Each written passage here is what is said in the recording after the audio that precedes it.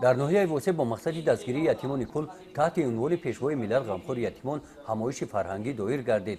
این چاره‌بینی از بخش‌های گوناگون عبارت بوده و استقبال روز جوانان تاجیکستان با اقدام بخش کار با جوانان و ورزش تشکیل و گذرانیده شد.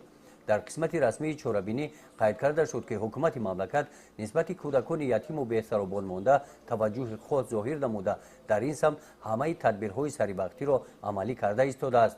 در ناحیه واسه 40 نفر کودکان یتیم کل در مکتب اینترنت دهه ارل و تحصیل فرا گرفته شدند. برای آنها تمام شرایط‌ها مهیا کرده شده است.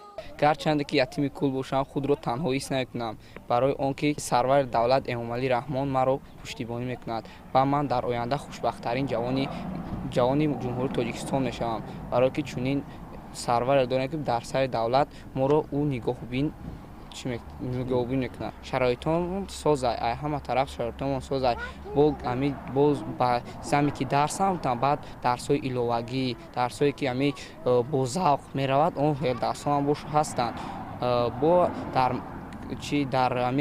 хобгоҳ мо шароитҳои созу замонавиро дорем. قسمت فرهنگی چاره‌بینی با رقص و سرود و صحنه‌های جالب و تربیوی گوارا و خاطرمان گذشته از تماشای آن اشتراکچیان غذای معنوی برداشتند. در صحنه کودکان مؤسسه‌های تحصیلات تا مکتبی، گروه‌های هنری مؤسسه‌های تحصیلات میانه عمومی ناحیه با برنامه‌های جالب برآمد نمودند.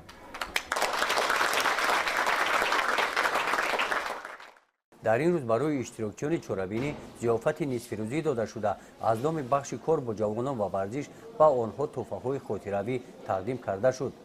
در قسمت دوم روز اشتراکچیان همایش به سیاحت ممنوعگاه تاریخی هلبوگ رفته این موضع را دیده با تاریخ این شهر اصلی میانگی تاجیکان از نزدیک شناسایی پیدا نمودند.